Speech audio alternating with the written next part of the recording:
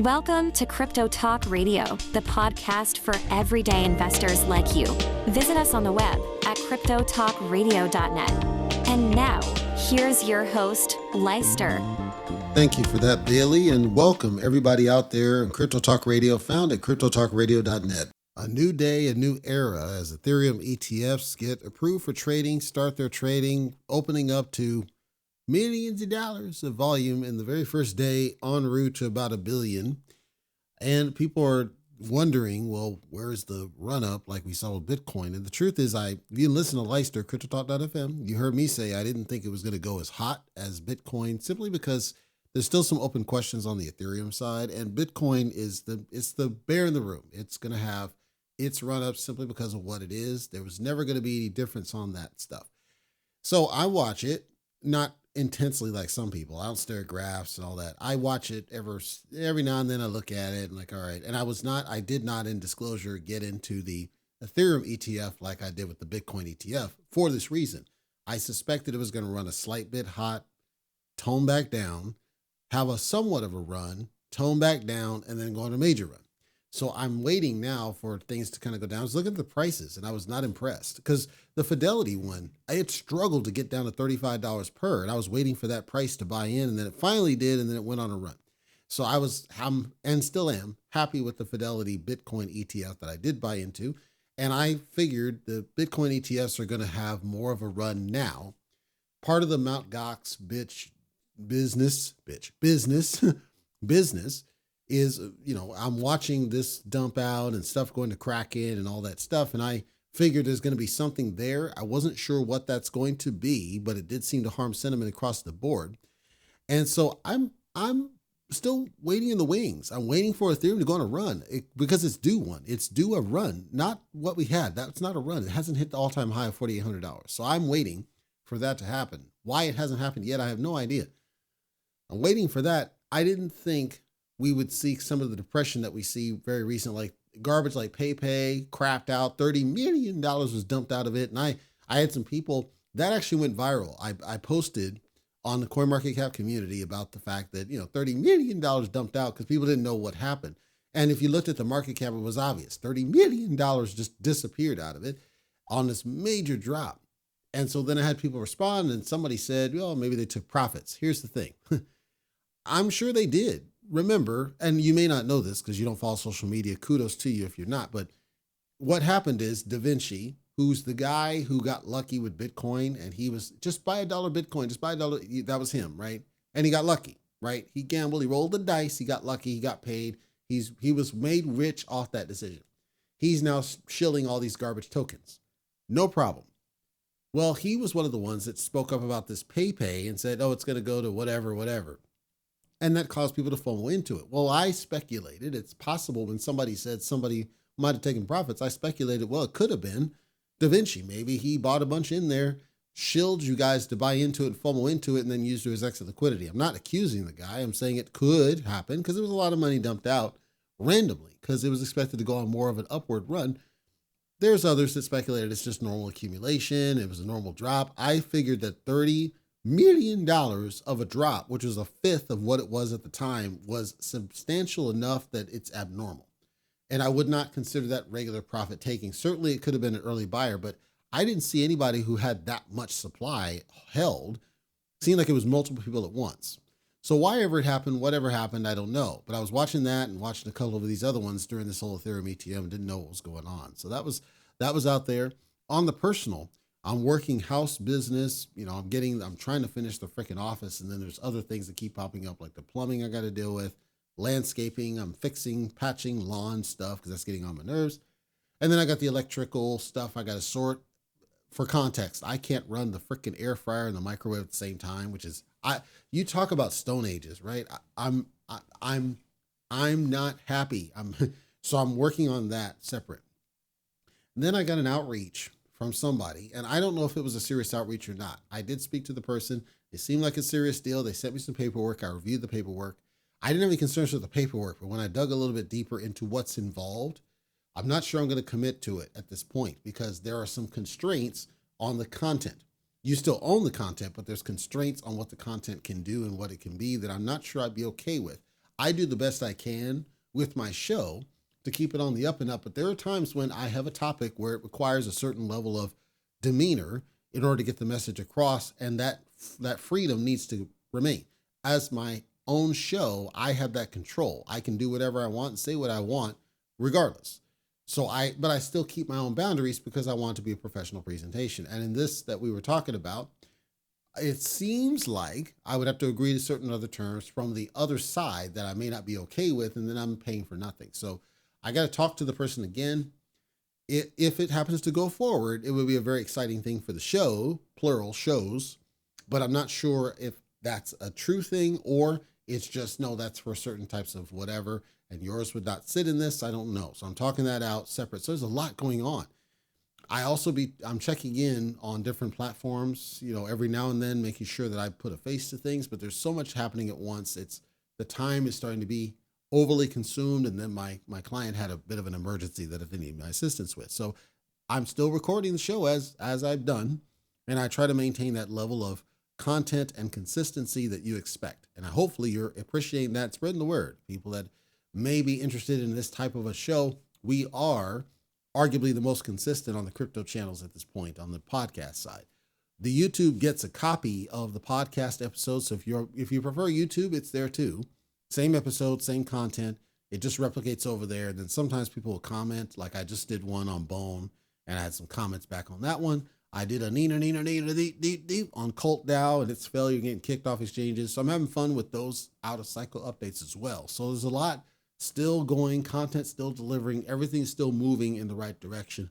Cryptocurrency is just not keeping up with me. That's really what's happening. Speaking of, let's go ahead and dig into what we see here. And I don't think this will be a very long episode today.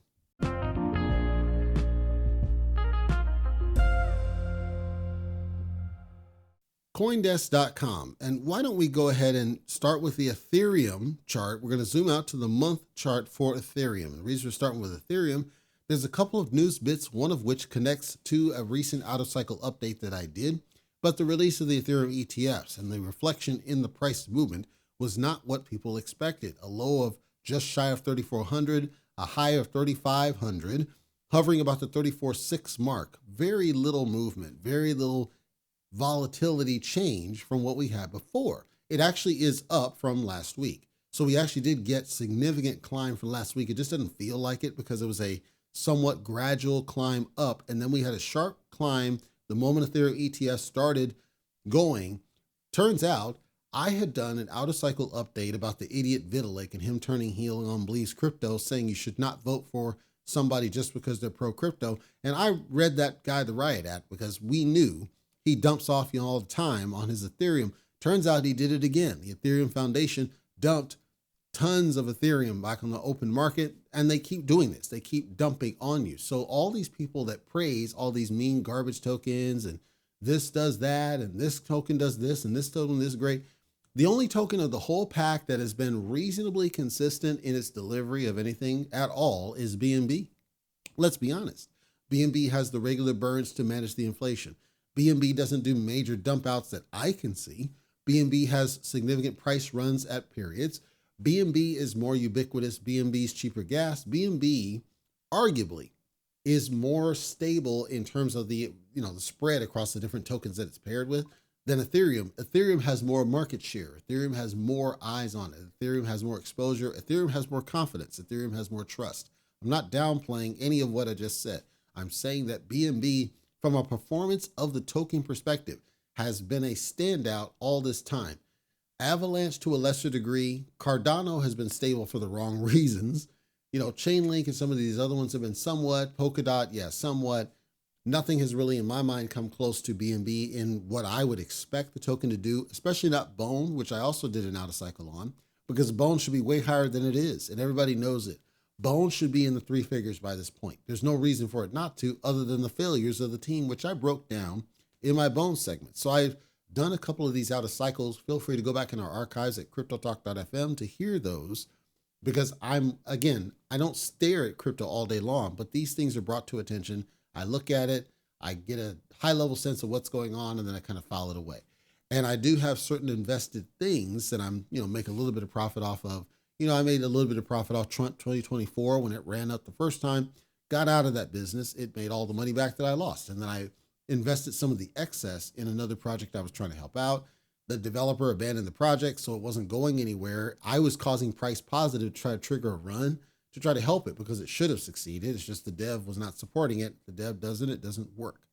And then I had a little bit of Bitcoin I had sold because I figured right now Bitcoin is kind of holding in this stable number on CoinDesk.com. As an example, on its month chart, Bitcoin had the same dip and then had the same climb back up to grace from a low. This was last week, a low of 56,000, climbed all the way back up to just shy of 68,000-ish.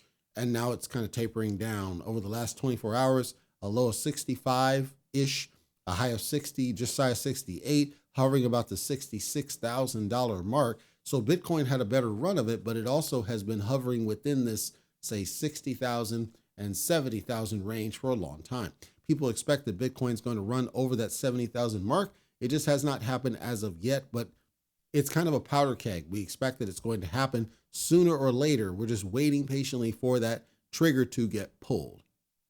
As I said, the idiot Vitalik just dumped out off the prior to the Ethereum ETF launch. He dumped a major amount of Ethereum onto the open market because that's what he does. That's what he's been doing. If you didn't know that, he's been doing it on a regular basis. Every time there's something of significance like the transition from proof of work to proof of stake or something else, he dumps a major amount of the Ethereum back on the open market and kills the price, kills the business, which is a contributing factor absolutely to the fact that it has not gotten back to its all-time high. So for those that support the idiot Vitalik, continue to support the guy while he continues to dump off of you. That's your business.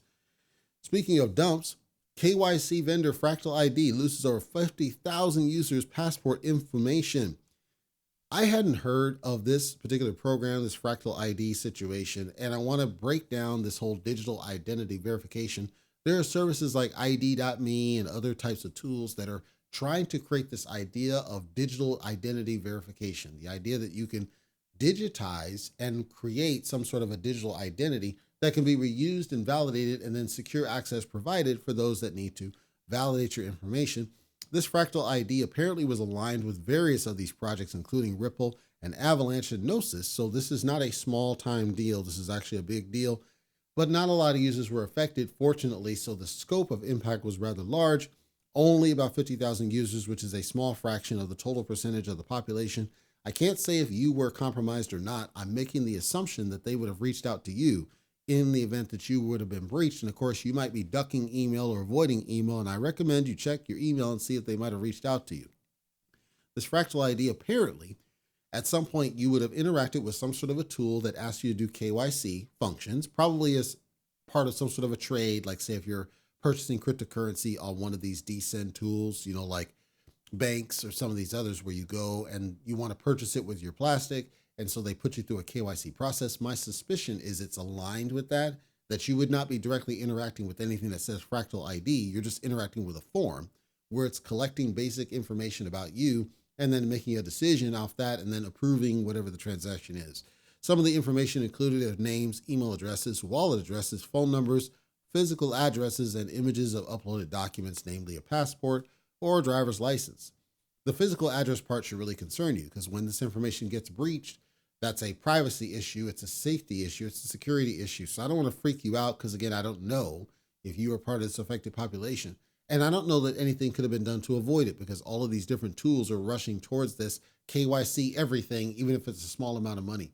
On a very old episode, I want to say late 2022-ish, I did an update where I said, I think it's stupid that we're doing KYC for everything. I think the KYC threshold should be for large dollar amounts, just like we have for Patriot Act transactions for banks, where they only really care if you're over 10,000 bucks.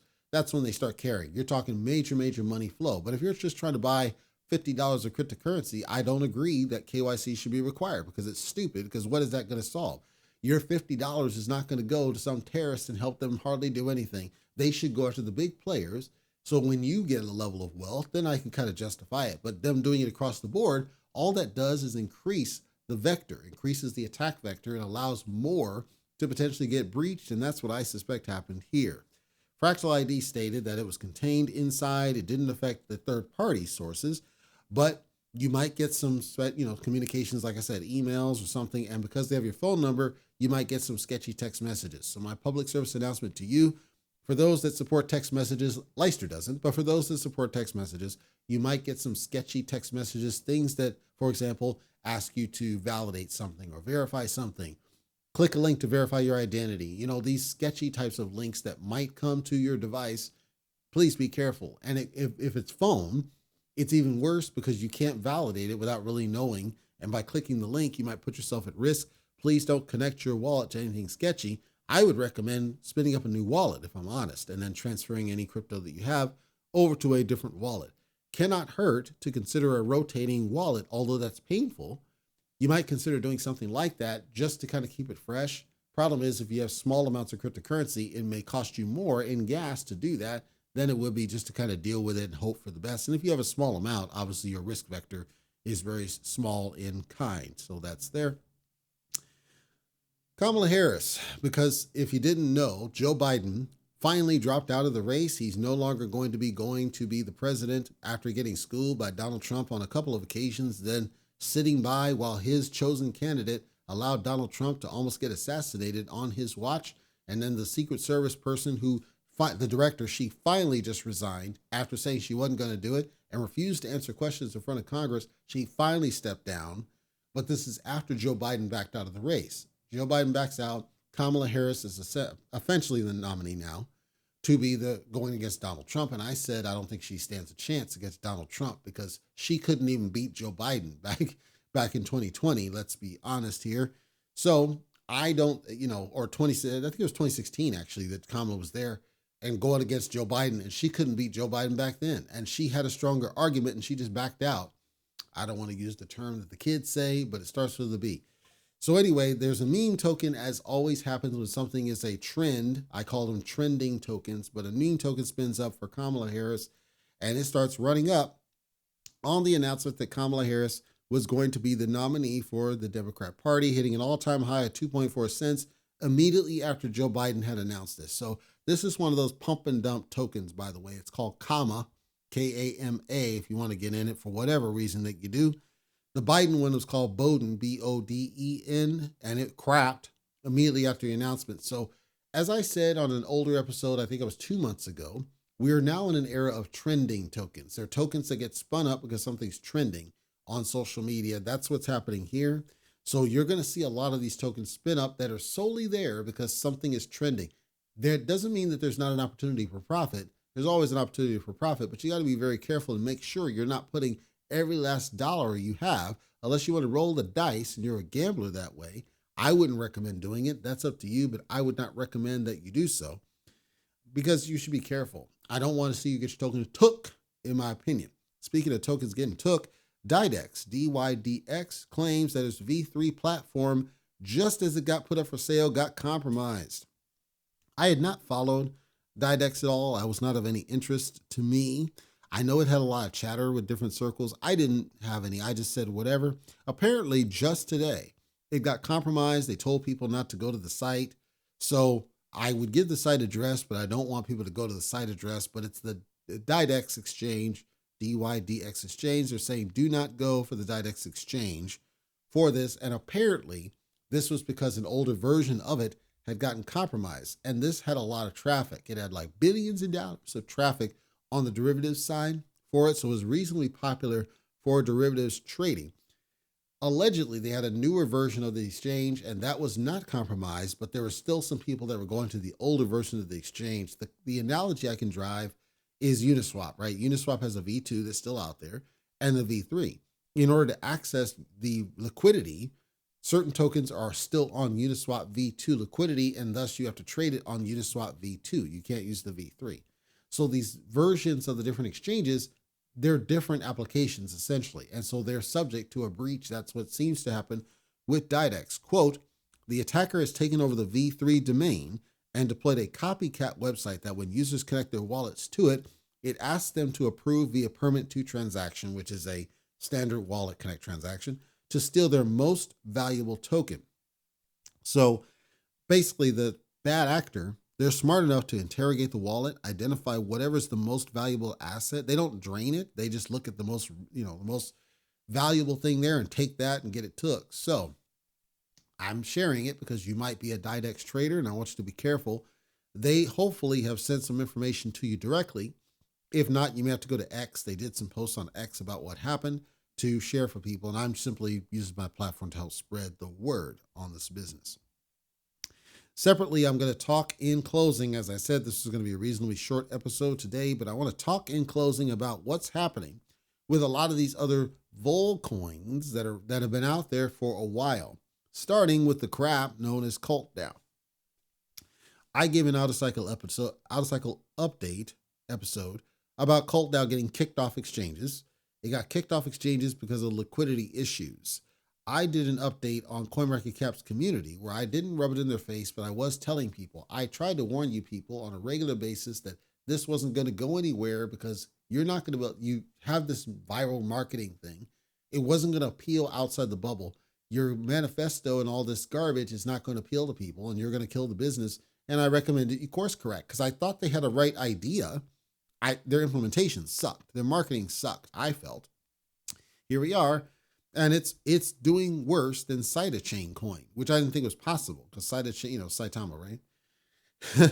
So there's that. There's this BlockDAG business, right? So BlockDAG, it's getting a lot of hype on social media. That's why I haven't covered it. It partners up with Alex Pereira from the UFC as their sponsor, which should lend credibility to it, right? Because his name is on the line. If it's legit that he's aligned with it, it seems like it is legit.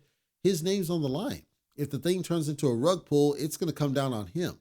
Maybe he doesn't care, but I have to think that he does. So BlockDAG's another one where, okay, what's going on with this? They're pitching these miners and they're saying, people are doing analysis saying it's impossible what your miner claims to be able to do. That it can mine Bitcoin and Casper and all this magic stuff, and that it's probably another scam, like people are still calling Reddit a scam because it crapped out. And people did analysis and they connected the dots between Rank Finance and Reddit Finance, and now that's all in the crapper. Then there's these other vol coins spinning up Satama on Solana and Shinjan Solana and all these other ones from disgruntled investors. And I'm going to maintain my message. And it's not to trash people. I'm firm in what I believe, and I'm not going to back down. When you keep the same bad name, it doesn't matter if you're not associated with the bad project. The bad name is a bad word in their mind. And so they instinctively go away from it. And I think it hurts. Just create another. Now's the right time because these vol coins are getting some success. Create a different name and just say, we were from this community. We spun this up over here to show how to do it right, and create your own brand and create your own something. Like you could even, like with the Satama on Solana, I would have just simply said One Punch Man on Solana. Okay, fine. Now it's not the name Satama. We know what it is from the anime, but One Punch Man is a different something. Or call it anything else. I felt like you could have called it Wolfpack. Like literally, you could have called it anything else, and I think it would have been more successful. I'm not wishing them ill. I want them to think away from these bad words. Shinja is a bad word. Satama is a bad word. Kishu's technically a bad word. Floki's technically a bad word. Do they have lots of traffic? Yes. That doesn't mean they're not a bad word. So will the success go beyond a 2x or 3x or 4x or 5x? Maybe that's all we care about. If all we care about is making pump and dump tokens, that's fine. Call it anything, and you still have a pump and dump that might actually go to 10x or 20x or 50x. That's me. I'm different in that regard. I see these opportunities. PayPay highlighted.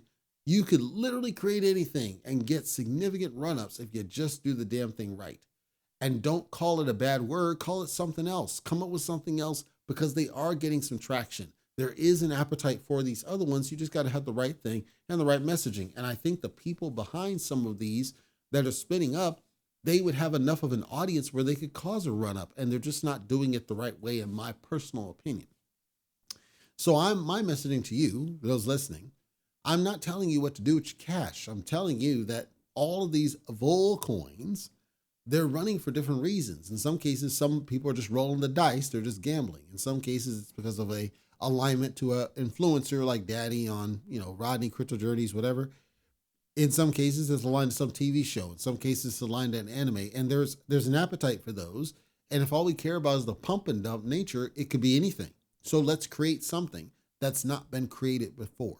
That's all. and let's do something new because it could go on a run like a Pepe if you do it right. That's how I'm looking at it. I'm looking at create another Pepe where it's something that had not been done, not a cosplay of something that been done before that failed. To me, that's why I'm so frustrated at things like Bone, because Bone should be way higher in price than what it is right now. But the team doesn't know how to market that damn thing because they never did. They marketed Shiv. And so then Shiv is kind of floating, and you got influencers that are trying to pump it. It doesn't matter because the most it'll do is double. Well, that's fine. I would rather see that we pump Bone because Bone should be higher than what it is, way higher than what it is, and has a greater potential to make some profit. All you got to do is convince 10% of SHIB holders to buy into Bone, and that damn thing is in three figures. FOMO will take the rest of it. We're just not doing it because we're focused on trying to rehash the past of failed projects, and that's what frustrated to me. All that's missing is a safe moon on Solana at this point.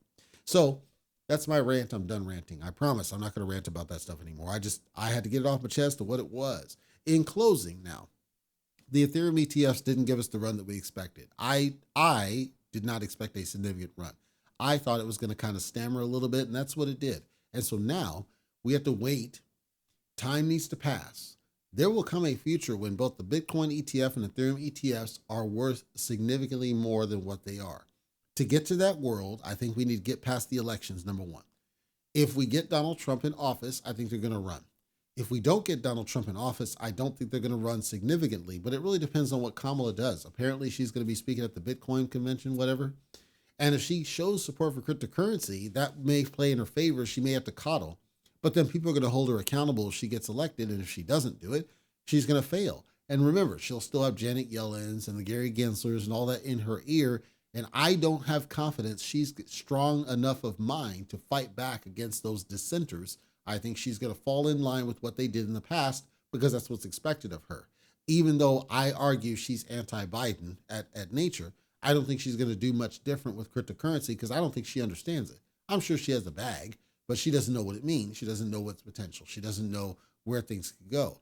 Donald Trump, he knows. He had the NFTs. He said himself, I had the NFTs. They were very successful, very bigly. I could do it again. He just said that. So he is already on board because he already is embedded. Melania was embedded. He knows the potential. He knows he can make major bank doing it. That's why he's opened the doors.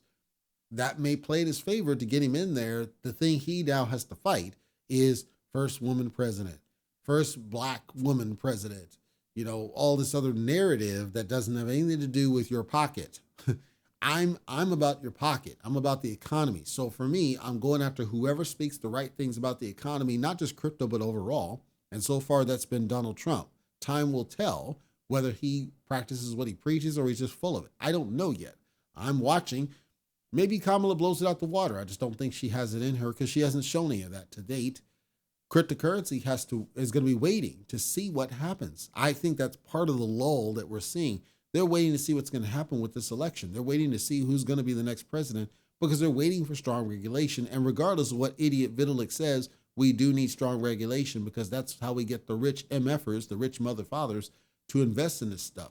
Without the rich mother fathers, none of this is going to run up. And I really want them in because I think they are a contributing factor to the success of Bone long term, assuming they support Shibarium and all the utilities that should be on Shibarium by this point. So I'm watching. Crypto's watching. You should be watching and waiting. My advice, because some people did ask, well, what do we do? My advice is always the same. The main coins can never steer you wrong. If you're just trying to make some money, they can never steer you wrong. You're always going to guarantee yourself at least a 2x on every single one of those main ones. BNB, Cardano, Avalanche, Bitcoin, Ethereum Classic, Polkadot, Chainlink, all these main ones, you can't go wrong with pretty much any of them. You're going to get at least a 2x on each and every one of them. Part of the thing that's holding you back, I know, without even reading your mind, the 2x isn't enough for you. You want more of a climb because you're impatient because you're a gambler. If you're a gambler, great. I'm not a gambler. I take what profits you can get, right? Because every profit is profit. And then you can reinvest that profit into something else, or you can pocket it, or you can do something nice for your family or whatever, but take the profits as you go. Wait for the drops, buy on the drops. If you focus on the core ones though, your risk is extremely low. There's an extremely low chance they're going to completely crap out. The worst they might do, like we saw with BNB, where it dropped to like $100 on that major drop. Look at where it is right now. It's damn near, it actually got over $700. So that would have been a 7X if you had bought in back when it was $100. When I told you this thing's going to freaking climb. Ethereum was down. It didn't get to the 900 mark. It got to like $1,000. It at least doubled, if not tripled.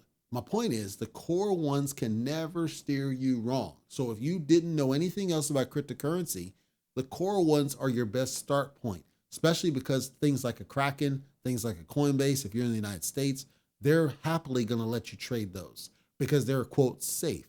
They don't have the same garbage developers behind them. So they're perceived as safe. So for the most part, you could invest in these core ones and make a little bit of money on those, even if you didn't do derivatives trading. You can do straight trades, straight spot trades, make the profit, sell off those.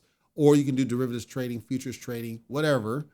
If you want to gamble even more and make a little bit more, you just have to understand your risk is greater. If you do that, just make sure you don't dump every last freaking dollar you have at it. The dollars that you throw at whatever should be money you're okay losing.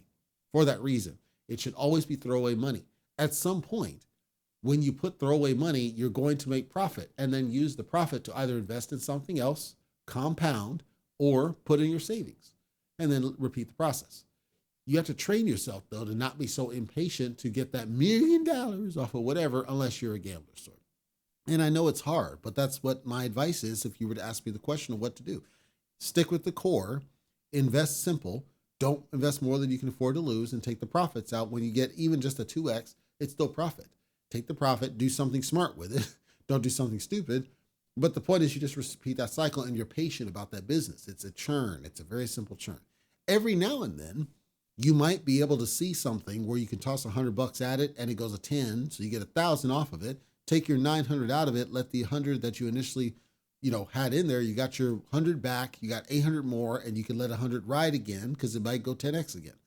Instead of sitting on it, unless it was truly throwaway money. If it's money, if F money, as Virgil used to say, may he rest in peace, sure, you can let it sit there and maybe it goes from $100 to, $10,000 and you get lucky on that one, and then just make sure you take profits out of it at some point.